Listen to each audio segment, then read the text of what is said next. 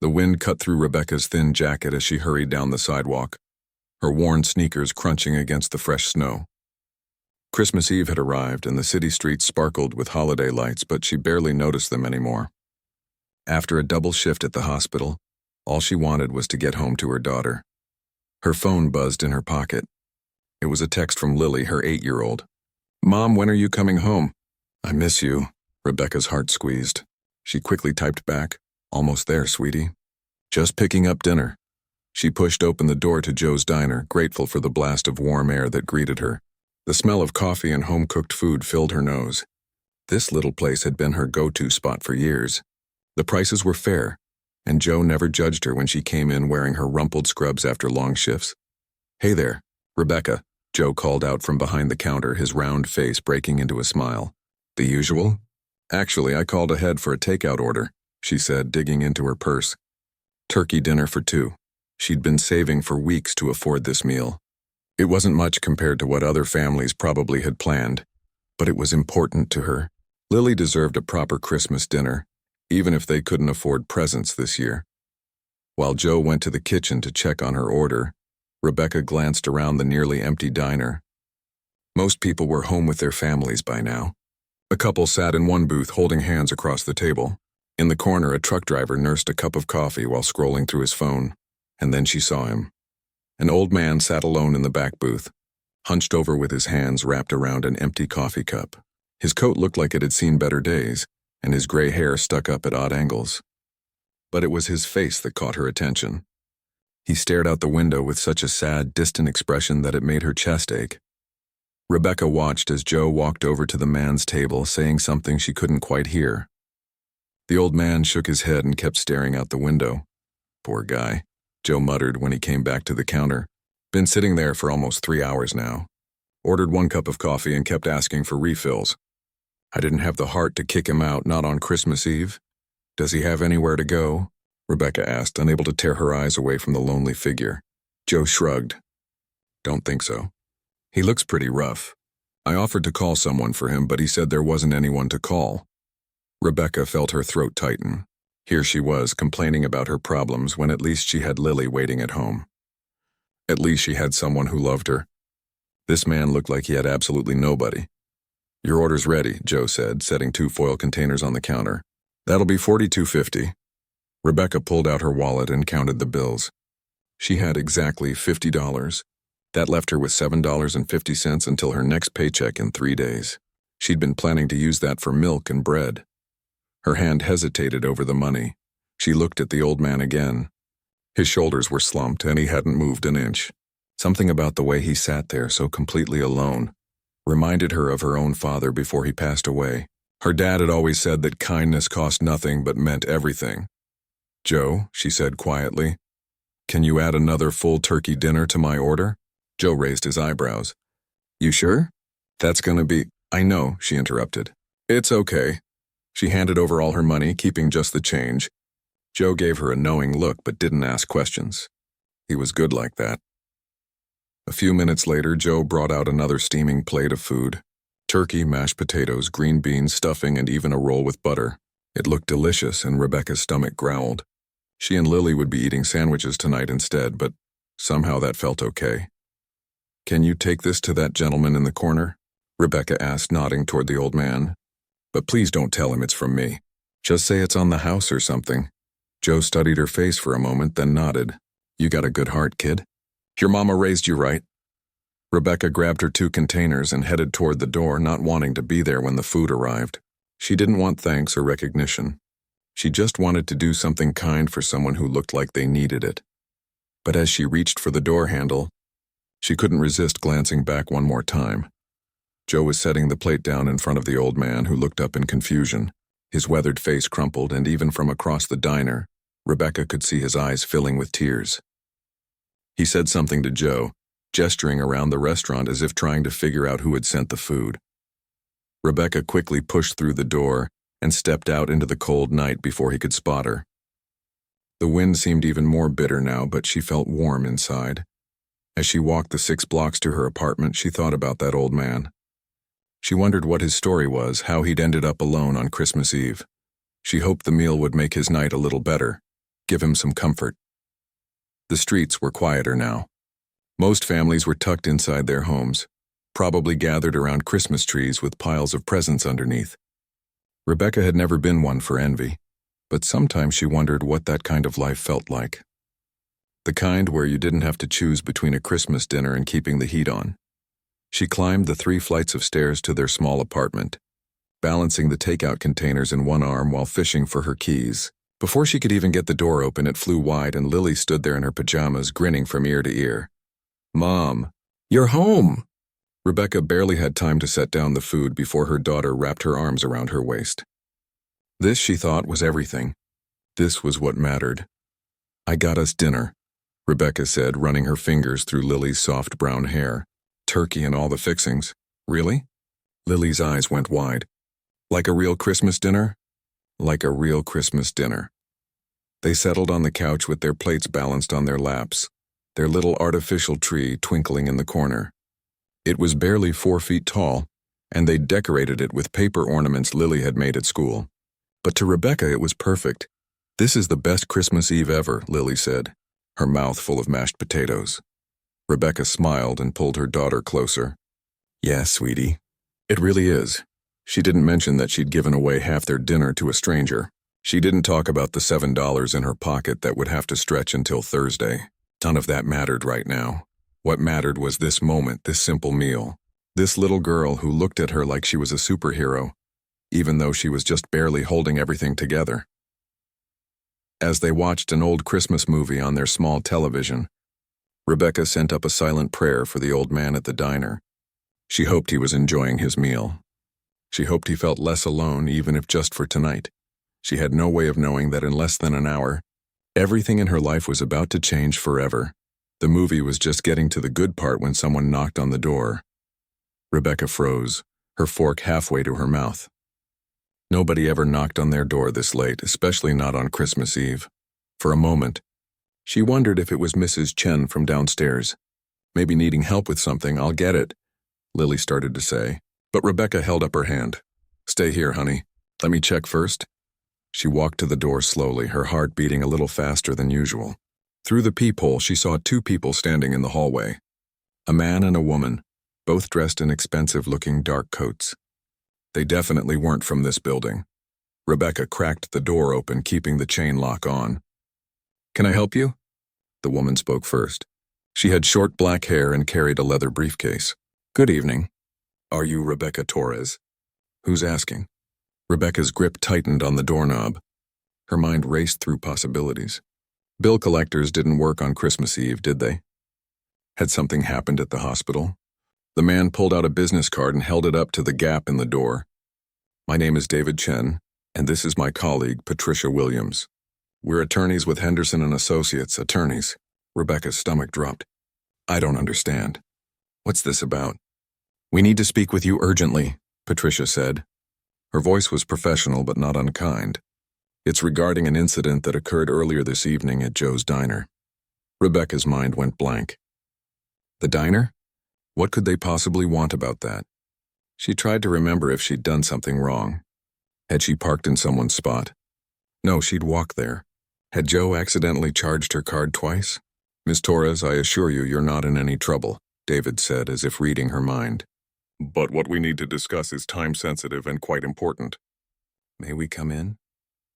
Rebecca glanced back at Lily, who was peeking around the corner with wide, curious eyes. Everything in her wanted to say no, to keep these strangers out of their small home. But there was something about the way they stood there, patient and calm, that made her think this wasn't a trick. She closed the door, slid off the chain, and opened it again. "Okay, but just for a minute." The 2 attorneys stepped inside, and Rebecca immediately felt self-conscious about their tiny apartment. The paint was peeling in one corner, and the furniture was all second-hand. These people looked like they walked out of a fancy office building, and here she was in her old scrubs with holes in the knees. "Please sit down," she said, gesturing to the couch. Lily had already scrambled back to her spot, clutching a pillow to her chest. Patricia and David sat on the worn couch cushions, setting their briefcases on the floor. They looked completely out of place, like someone had photoshopped them into the wrong picture. "Miss Torres," Patricia began. pulling out a folder from her briefcase. About an hour ago, you were at Joe's Diner on 5th Street. Is that correct? Yes, Rebecca said slowly. I picked up dinner. Is there a problem with my payment? Because I paid in full, I have the receipt. The payment is fine, David interrupted gently. We're here about something else. Do you remember seeing an elderly gentleman in the diner? Rebecca's breath caught. The old man. Yes, I saw him. He was sitting alone in the back. And did you purchase a meal for him? Patricia asked, her pen hovering over a notepad. Rebecca felt her face grow hot. She didn't know why she felt embarrassed, but she did. I just bought him dinner. That's not illegal, is it? Not at all, David said, and for the first time he smiled. Quite the opposite, actually. Mom, what's going on? Lily whispered, pressing closer to her mother's side. Rebecca put her arm around her daughter. I don't know, sweetie. She looked back at the attorneys. Can you please just tell me what this is about? You're scaring us. Patricia exchanged a glance with David, then leaned forward. The man you helped tonight is named Richard Westbrook. Does that name mean anything to you? Rebecca shook her head. No, should it? Richard Westbrook is one of the wealthiest men in the state, David explained. He made his fortune in real estate and investments. For the past 3 years, however, he's been living anonymously, away from the public eye. Rebecca stared at them. Wait, what? That man in the diner was rich? Very rich, Patricia confirmed. But he's been going through a difficult time. After his wife passed away 3 years ago, he walked away from his life. He wanted to experience the world as an ordinary person, without the attention and expectations that came with his wealth. I don't understand, Rebecca said, her head spinning. Why are you telling me this? David opened his briefcase and pulled out a large envelope. After you left the diner, Mr. Westbrook asked the owner who you were. When he found out what you'd done, purchasing a meal for a stranger when you clearly had very little yourself, he was deeply moved. He wants to meet you, Patricia added. But first he wanted us to deliver something to you tonight. David held out the envelope. Rebecca took it with shaking hands. The envelope was thick, made of expensive cream-colored paper. Her name was written on the front in elegant handwriting. Open it, Patricia said softly. Rebecca's fingers fumbled with the seal. Inside was a folded piece of paper and something else. She pulled out the paper first and nearly dropped it when she saw what it was. A check, made out to her. For $50,000, this has to be a mistake, she whispered, staring at all those zeros. This can't be real. It's very real, David assured her. Mr. Westbrook wanted you to have this as a token of his gratitude. Lily leaned over to look. Mom, is that a 5 with a lot of zeros? Rebecca couldn't speak. Her throat had closed up and tears were starting to blur her vision. $50,000. That was more money than she'd ever seen in her life. That was her student loans paid off. That was a new start. That was everything. There's also a note, Patricia said, pointing to something still in the envelope. With trembling hands, Rebecca pulled out a small card. The handwriting was shaky but readable. You fed my body tonight, but more importantly, you fed my soul. For 3 years, I've been testing the world, looking for proof that genuine kindness still exists. I'd almost given up believing. Then you appeared, a stranger who gave when you had nothing to give. Thank you for restoring my faith in humanity. This gift is just the beginning. Please accept it with my deepest gratitude. Richard Westbrook. Rebecca read the note 3 times before she looked up. Tears were streaming down her face now, and she didn't bother wiping them away. I don't know what to say, she managed to get out. You don't have to say anything, David replied. But Mr. Westbrook would very much like to meet you in person if you're willing. Tomorrow on Christmas Day. He wants to discuss something with you, Patricia added. Something that could change your life even more than this check already has. Rebecca looked at the check again, then at Lily, whose eyes were as wide as saucers. This couldn't be happening. Things like this didn't happen to people like her. This was the kind of story you saw in movies, not real life. What does he want to discuss? She asked. The attorneys exchanged another glance. We think it's best if he explains that himself, David said. But I can tell you this. Mr. Westbrook has been alone for a very long time. What you did tonight reminded him of his late wife, who was known for her generous spirit. He sees something special in you. Patricia reached into her briefcase again and pulled out another card. This is the address. If you're interested in meeting him, a car will pick you up tomorrow at 10 in the morning. No pressure, no obligation, but he's hoping you'll come. Rebecca took the card with numb fingers. The address was in Riverside Heights, the neighborhood where mansions sat behind iron gates and security cameras. Can I bring my daughter? She heard herself ask.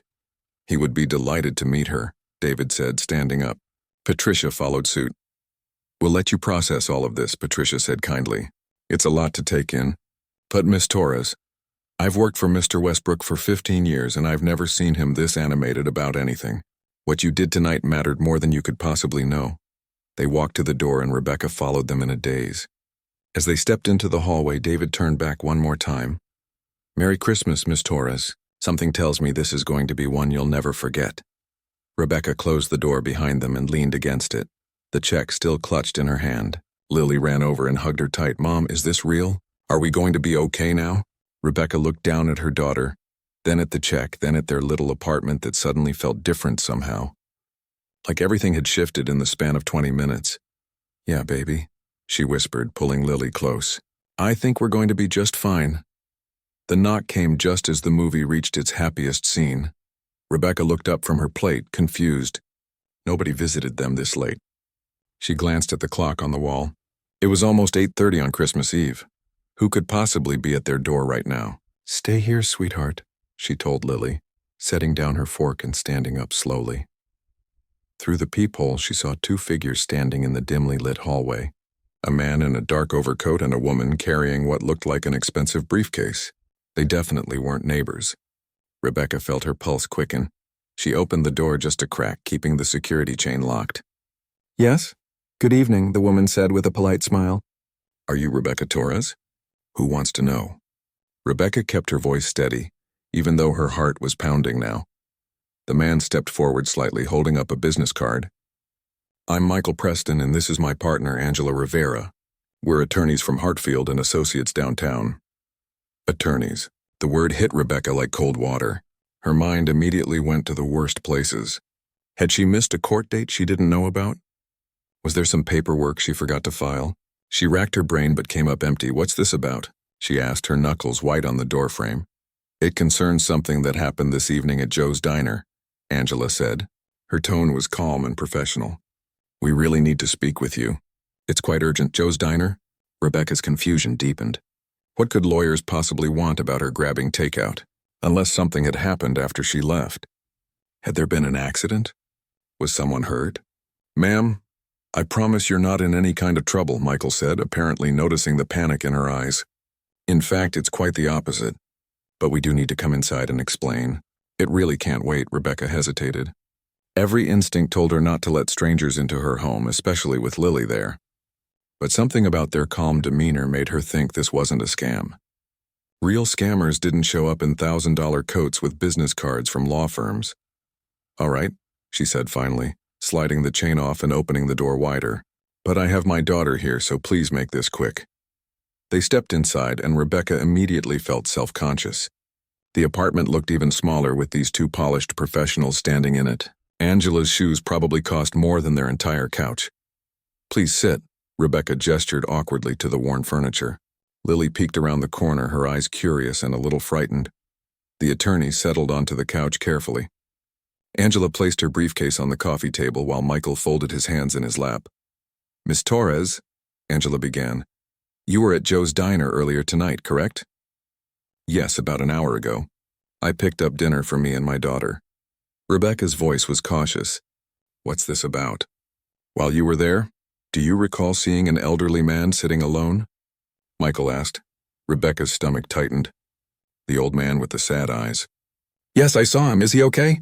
Did something happen to H? Him? He's fine, Angela assured her quickly. Better than fine, actually. Can you tell us about your interaction with him? I didn't really interact with him, Rebecca said slowly. I just saw him sitting there alone and I asked Joe to give him a hot meal. That's all. You purchased a full dinner for a complete stranger, Michael said. It wasn't a question, more like he was confirming something he already knew. I just wanted to help, Rebecca said defensively. He looked hungry and alone on Christmas Eve. Is that a crime? Not at all, Angela said softly. Actually, that's exactly why we're here. She opened her briefcase and pulled out a folder. The man you helped tonight is named Richard Westbrook. Does that name ring any bells? Rebecca shook her head. No, should it? Michael leaned forward. Richard Westbrook is one of the most successful businessmen in this state. He built an empire in real estate and technology. His net worth is somewhere in the hundreds of millions. Rebecca blinked. Wait, what? That man in the old coat? Yes, Angela confirmed. 3 years ago, after his wife died, Mr. Westbrook essentially vanished from public life. He gave up his mansion, his lifestyle, everything. He wanted to live as an ordinary person. He wanted to see if anyone would show him kindness when they didn't know who he was or what he had. I still don't understand why you're here, Rebecca said, though her hands had started trembling slightly. After you left the diner, Mr. Westbrook asked Joe who you were, Michael explained. He wanted to know everything about the woman who bought dinner for a homeless-looking stranger when she clearly didn't have money to spare. Rebecca felt heat rise to her cheeks. I don't see how that's any of his business. He was moved by what you did, Angela said gently. Deeply moved.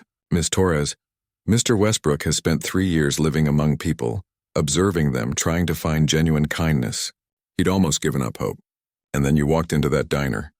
Michael reached into his coat pocket and pulled out an envelope. Thick, cream-colored paper with her name written across the front in elegant script. Mr. Westbrook wanted us to deliver this to you tonight, he said, holding it out. Rebecca took the envelope with shaking hands. It felt heavy, important. She looked at Lily, who had crept closer and was now standing right beside her. Go ahead, Angela encouraged. Open it! Rebecca broke the seal and reached inside. Her fingers touched paper, smooth and stiff. She pulled it out and had to read it 3 times before the numbers made sense. A check. Written to her. For $50,000. This can't be real, she whispered, her voice barely audible. This has to be a mistake.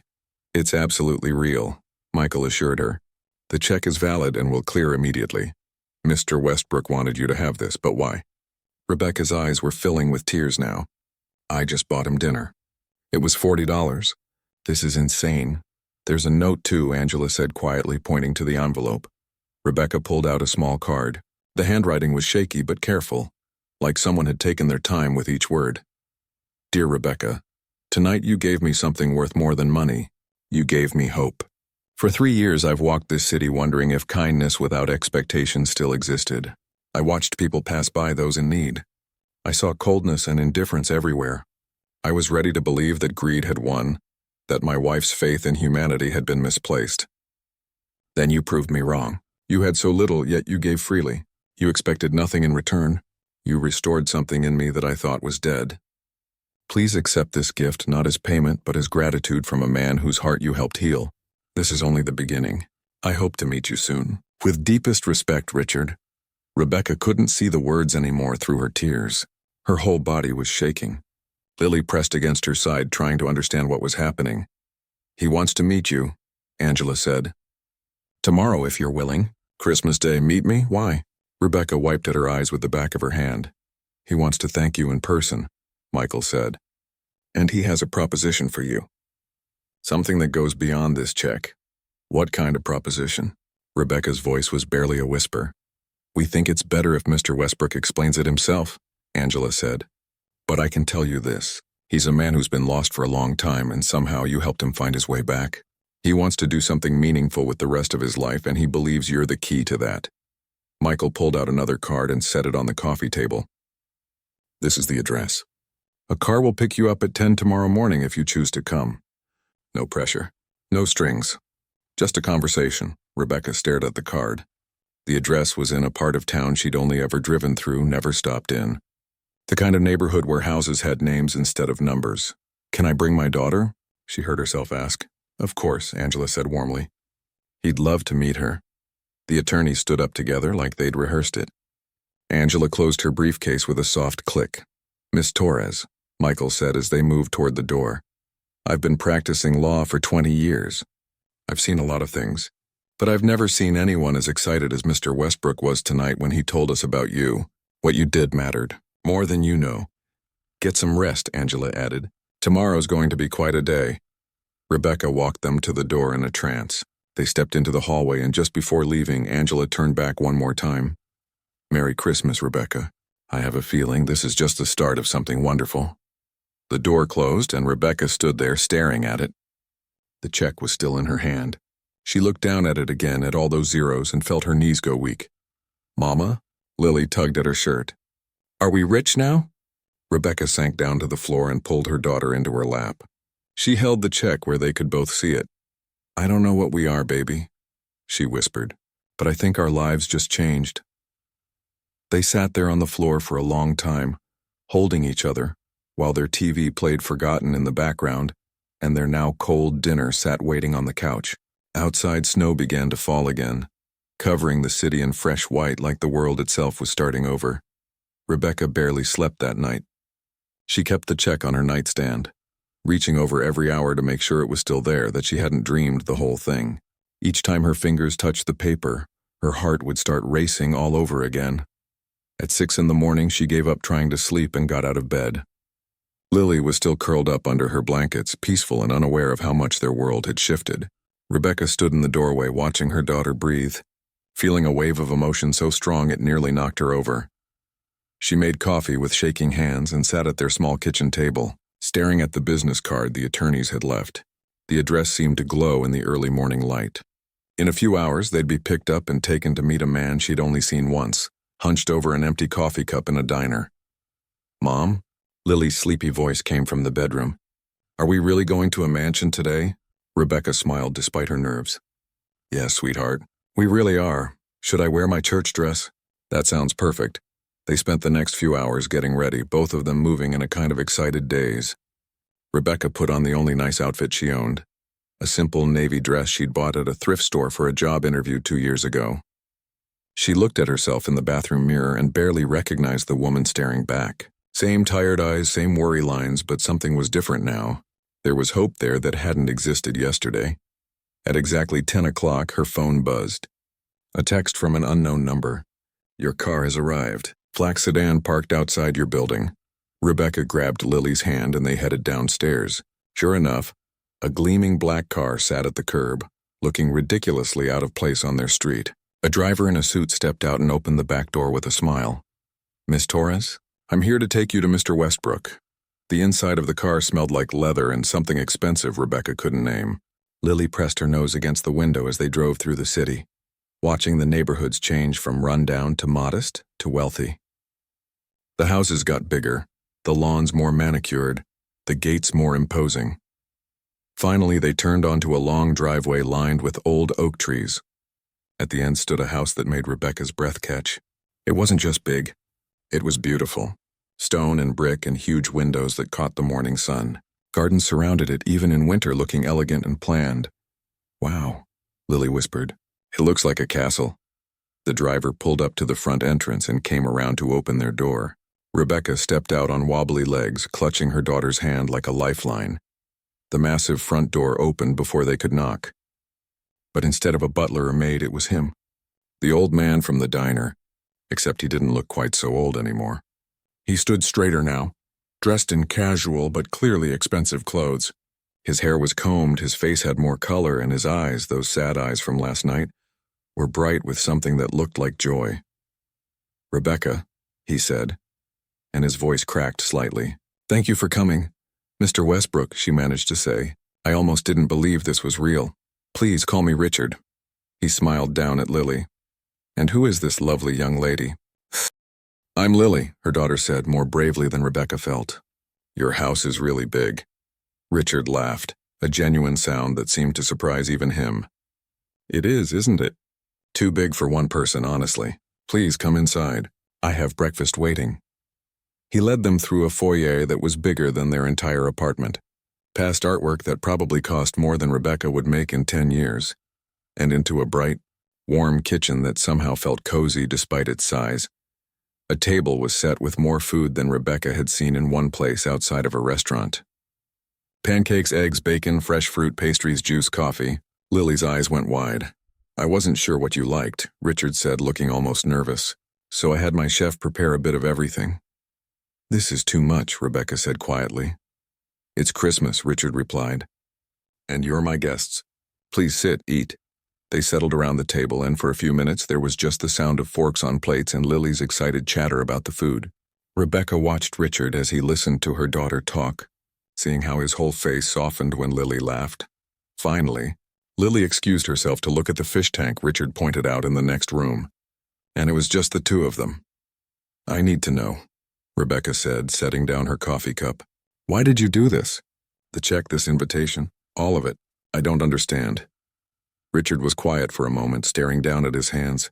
Did the attorneys tell you about my wife? They said she passed away 3 years ago. Her name was Catherine. His voice got softer. She was the kindest person I ever knew. She used to say that the measure of a person wasn't in what they had, but in what they gave when they had nothing. I built an empire, Rebecca.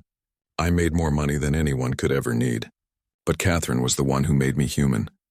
He looked up and Rebecca saw tears in his eyes. When she died, I lost my way. I didn't want the money anymore, the big house, the power. It all felt empty. So I walked away. I wanted to see if Catherine was right, if kindness still existed in the world. I spent 3 years living simply, watching people, testing them in small ways, and almost everyone failed. They walked past the homeless. They ignored the struggling. They only helped when someone was watching or when they'd get something in return. That's not fair, Rebecca said quietly. A lot of people are just trying to survive themselves. You're right, Richard nodded. And that's why what you did meant so much. You were surviving. You were struggling. But you still gave. You bought me that meal when you could barely afford your own. You didn't do it for recognition or reward. You did it because you saw another human being who needed help. Rebecca felt tears building in her own eyes now. My dad used to say kindness costs nothing. Your father was a wise man. Richard leaned forward. Rebecca, I want to tell you why I really asked you here. The check I gave you last night, that's yours to keep no matter what you decide. But I have a bigger proposition for you. What kind of proposition? Rebecca's heart was hammering again. I want to start a foundation, Richard said, his words coming faster now, filled with energy. A foundation dedicated to helping people like you.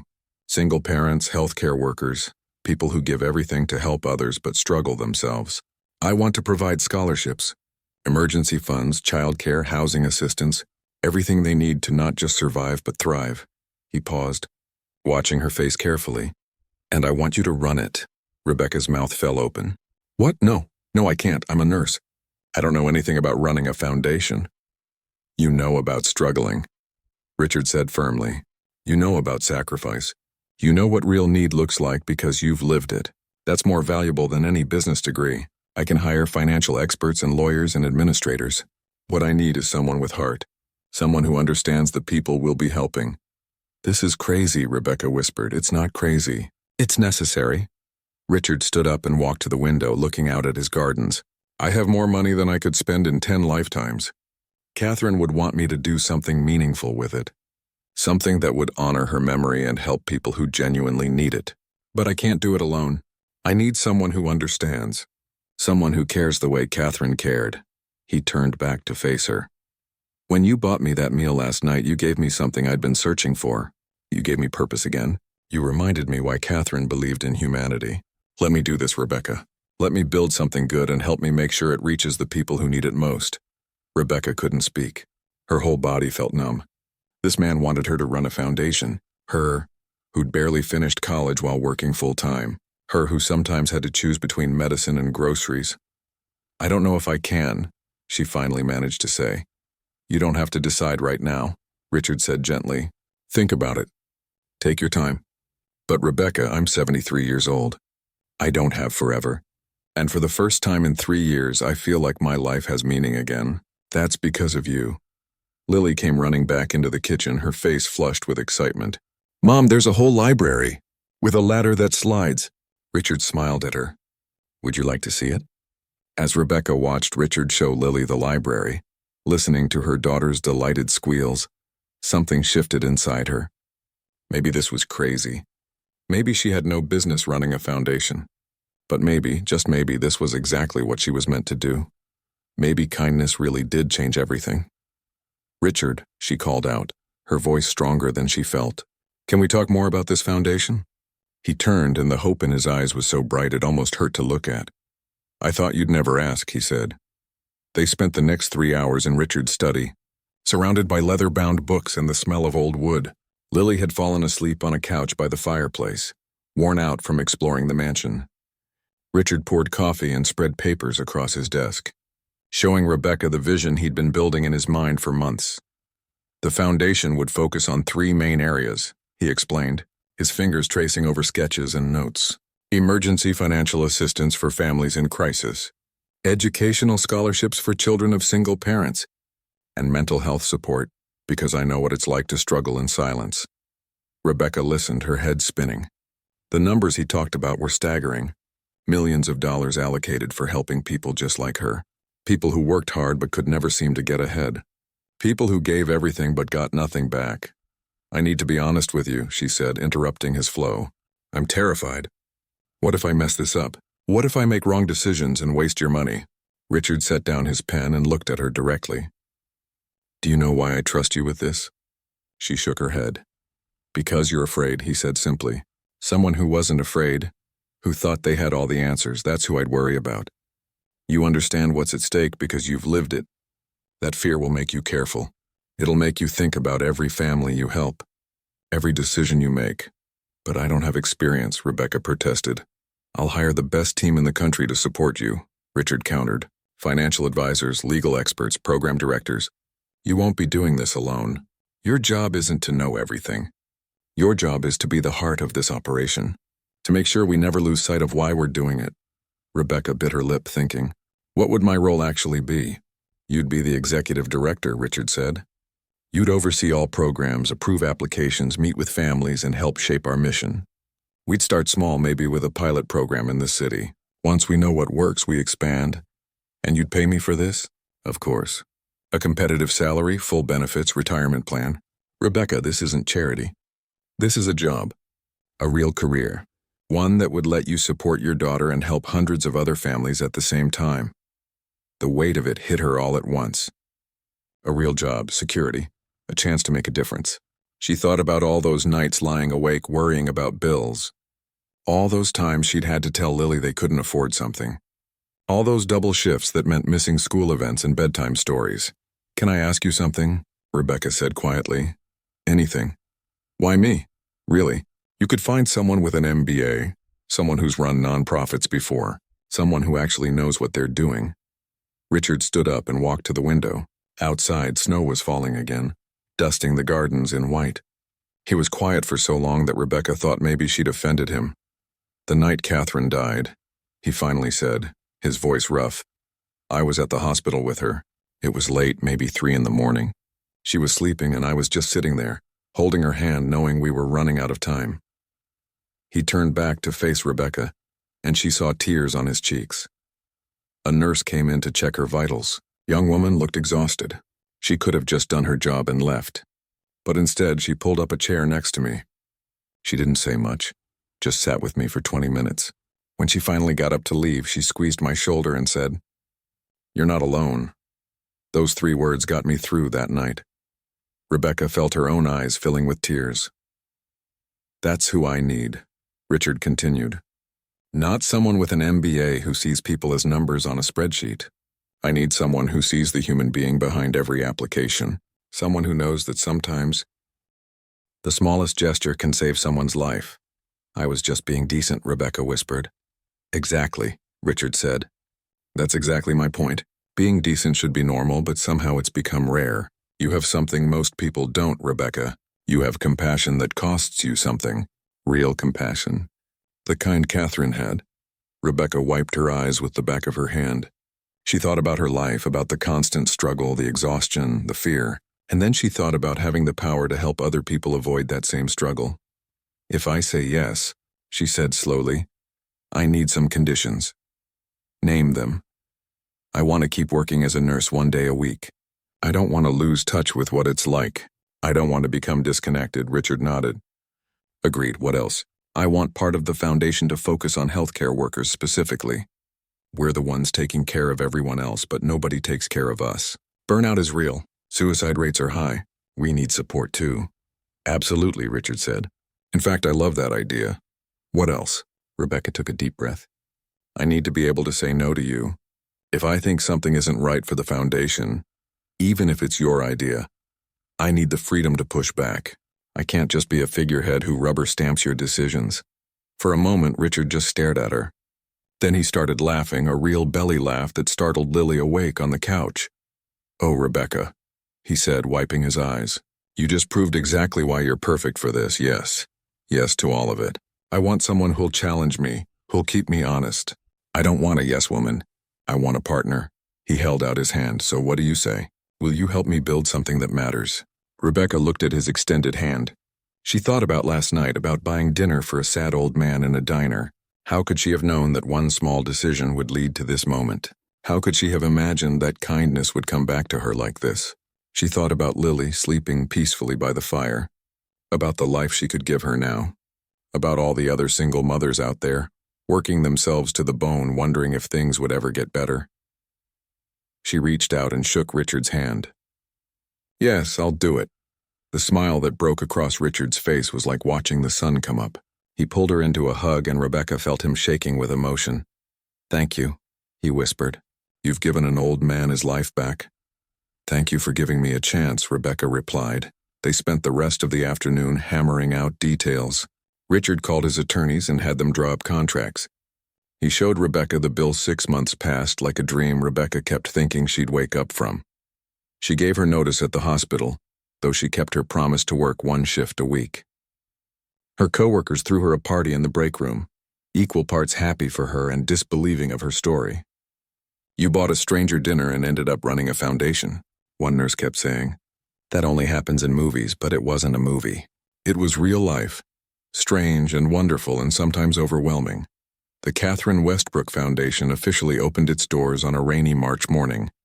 The building Richard had purchased sat in the heart of downtown, close to the neighborhoods that needed it most. Rebecca hired a small but passionate team, a financial coordinator who'd grown up in foster care, a program director who'd been homeless as a teenager, a grant writer who understood struggle because she'd lived through it. They weren't just employees. They were people who understood the mission in their bones. The first month was chaos. Applications poured in faster than they could process them. Single mothers needing help with rent, healthcare workers drowning in student loans, families one emergency away from losing everything. Each application was a story, a life, a person who'd been invisible until now. Rebecca read every single one. She cried over most of them, and she fought hard to help as many as possible. "You can't save everyone," Richard told her one afternoon, finding her at her desk surrounded by folders, tears streaming down her face. "But I want to," she whispered. "Every single one of these people deserves help." "I know," he said gently. "That's why we start small and build. Every person we help is a victory, Rebecca. Don't lose sight of that." Richard came to the office almost every day, though he'd insisted he wasn't going to interfere. He just liked being around people with purpose again, he said. He'd sit in the corner during staff meetings, occasionally offering suggestions, but mostly just listening with a smile on his face. He and Lily had become genuine friends. He taught her chess on Saturday afternoons and showed up to every school event she had. When Rebecca asked him once why he spent so much time with them, he got that soft look in his eyes. "I never had children," he said quietly. "Catherine couldn't, and we decided not to adopt. It's one of my few regrets. You two have given me a piece of what I missed. That's a gift I can never repay." By summer, the foundation had helped 237 families. They'd paid off medical debt, covered rent, funded education, and provided counseling. They'd kept people in their homes, helped them stay in school, given them breathing room to survive another day. But the story that stayed with Rebecca happened on a Thursday in June. A young woman named Hannah walked into their office without an appointment. She was maybe 25, wearing scrubs that had seen better days, and she looked like she hadn't slept in a week. She stood in the lobby, twisting her hands together like she might bolt at any second. Rebecca happened to be walking through and stopped when she saw the fear and hope mixed on Hannah's face. She recognized that look. She'd worn it herself not so long ago. "Hi," Rebecca said softly. "I'm Rebecca. Can I help you?" Hannah's eyes filled with tears. "I'm a nurse, single mom. My son is 6.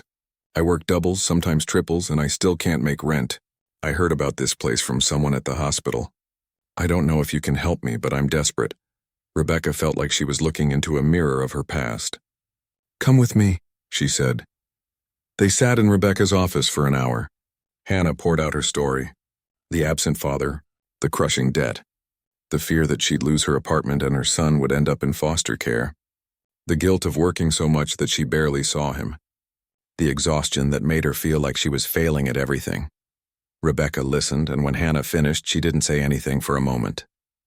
She just pulled out a tissue box and pushed it across the desk.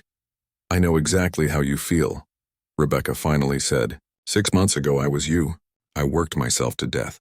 I fed my daughter sandwiches for Christmas dinner, because that's all I could afford. I know what it's like to be drowned." Hannah looked up, surprised. "But you run this place. You're successful. I got lucky," Rebecca said. "I did one small kind thing for a stranger and it changed my life. But Hannah, you deserve help too. Not because of luck. Because you're working hard. Because you're a good mother. Because you're taking care of people all day and nobody's taking care of you." She opened a file and started filling out forms. "We're going to cover 3 months of your rent. That gives you breathing room.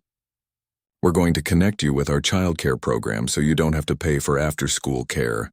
And we're going to set up counseling sessions if you want them, because burnout is real and healthcare workers need support." Hannah stared at her. "Just like that? Just like that? But why? You don't even know me." Rebecca thought about a snowy Christmas Eve. About a sad old man in a diner. About a decision that seemed small at the time but changed everything. "Because someone helped me when I needed it most," she said. "And the best way I can say thank you is by helping you. That's how this works. Kindness isn't a transaction. It's a ripple." Hannah left that day with a check, a list of resources, and something she said she'd almost lost. Hope. 2 weeks later, Rebecca got a letter. Hannah had written about how the Foundation's help had saved her life. How she could breathe again. How she'd been able to take her son to the park for the first time in months because she wasn't working 7 days a week. How she wanted to pay it forward someday. Rebecca showed the letter to Richard during one of their afternoon chess games with Lily. He read it twice, then set it down carefully. "This is Catherine's legacy," he said, his voice thick with emotion. "This is what she would have wanted. Not buildings with her name on them or fancy galas, just this. Real people helping real people." "We should do something special," Rebecca said suddenly. "An anniversary event. It's almost Christmas again, almost a year since that night at the diner." Richard's face lit up. "I have an idea." On Christmas Eve, exactly 1 year after Rebecca had bought dinner for a lonely stranger, they hosted a community dinner at Joe's Diner. Richard had rented out the entire place for the night and invited everyone the Foundation had helped, along with anyone else who needed a warm meal and friendly faces. The diner was packed. Families crowded into booths. Kids ran between tables. The smell of turkey and pie filled the air. Joe himself was behind the counter, grinning from ear to ear at the chaos. Rebecca stood in the corner watching it all, feeling overwhelmed by how much had changed. Lily tugged at her sleeve. "Mom, Mr. Richard wants to say something." Richard stood up, tapping his glass with a fork. The room gradually quieted. He looked around at all the faces, then his eyes found Rebecca's. "A year ago tonight," he began, "I was sitting in that booth over there, alone and convinced that the world had nothing good left in it. I'd spent 3 years looking for kindness and finding nothing but disappointment." He paused, emotion thick in his voice. "Then a tired nurse who barely had enough money for her own dinner bought me a meal. She didn't know who I was. She didn't want anything from me. She just saw another human being who needed help, and she helped. That simple act saved my life. It gave me purpose again. It led to this foundation, which has now helped over 300 families. All because one person chose kindness." He raised his glass. "This foundation exists because Rebecca saw me, really saw me, and now we get to see all of you. We get to help. We get to be part of each other's lives. That's what Catherine always believed, that we're all connected, that helping one person creates ripples that spread farther than we can imagine." Everyone stood, glasses raised. Rebecca felt tears running down her cheeks. After dinner, as people were leaving, an older woman approached Rebecca. She was bundled in a warm coat, holding the hand of a little boy. "Thank you," the woman said simply. "You paid my grandson's medical bills last month. The doctor said we'd have to choose between treatment and keeping our apartment. Because of you, we didn't have to choose." Rebecca hugged her, unable to speak. Later that night, back in their new apartment, bigger and warmer but still cozy, Rebecca tucked Lily into bed. Her daughter looked up at her with sleepy eyes. Mom, are we going to help people forever? I hope so, baby. As long as we can.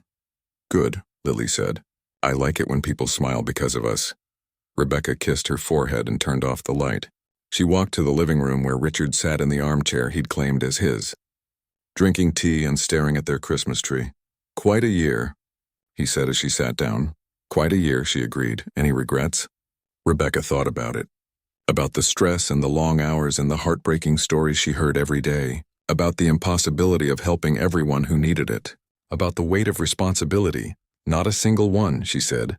Richard smiled. Me neither. Catherine would have loved you, you know. You remind me so much of her. I wish I could have met her. In a way, you have. She's in every person we help. Every life we change. That's her living on. They sat in comfortable silence watching the tree lights twinkle. Outside, snow began to fall again, just like it had a year ago when everything changed. Rebecca thought about how one moment, one decision, one act of simple human kindness had transformed not just her life, but hundreds of others. How giving away $40 when she had almost nothing had led to this, to purpose and meaning and the chance to make the world a little bit better. Thank you, she said quietly to Richard. For seeing something in me I didn't see in myself. Thank you, he replied, for reminding me why life is worth living. The snow fell softly outside, covering the city in fresh white, like every day was a chance to start again, like every small kindness mattered more than we could ever know, like hope was real and goodness existed, and sometimes strangers became family. And in a world that often felt cold and hard, that was everything. Ding, he'd already purchased downtown for the foundation's headquarters. He talked about hiring staff, setting up programs, reaching out to communities that needed help most. By the time the sun started setting, Rebecca's head was full of possibilities. Richard had his driver take them home, but not before pressing another envelope into her hands. Your signing bonus, he said, and your first month's salary. The job starts January 2nd. That gives you time to give notice at the hospital and get settled. In the car, Lily curled up against her mother's side. Did we have a good Christmas, Mama? Rebecca laughed, the sound coming out half-sob. Yeah, baby, I think we had the best Christmas ever. When they got home, Rebecca opened the envelope. Another check, this one for $25,000. She set it on the table next to the one from last night and just stared at them both. $75,000. More money than she'd ever dreamed of having. But more than that, a job with purpose. A chance to help people. A way to turn her struggles into something meaningful. Her phone buzzed. A text from Richard. I meant to tell you. Catherine's maiden name was Torres. Same as yours. I think she'd be happy about that. Merry Christmas, partner. Rebecca set down her phone and looked around their tiny apartment. In a few months, they could move somewhere better. Somewhere with heat that actually worked and a bedroom for Lily that didn't share a wall with the neighbors. But right now, in this moment, this little space felt perfect. She'd started yesterday morning as a struggling single mother with nothing but debt and exhaustion. She was ending Christmas Day as the executive director of a foundation that would change lives, all because she'd bought dinner for a lonely old man. Rebecca pulled. Lily closed and whispered into her hair. Your grandpa was right, sweetheart. Kindness really does cost nothing. But sometimes it pays back more than you could ever imagine. Outside their window, the city sparkled with Christmas lights. Tomorrow would bring challenges and questions and a whole new life to figure out. But tonight, Rebecca let herself just feel grateful. Sometimes miracles were real. Sometimes they came wrapped in simple acts of compassion. Sometimes they knocked on your door with lawyers and checks and impossible opportunities. And sometimes, when you least expected it, the world reminded you that goodness still existed, and that giving from an empty hand could fill your entire life.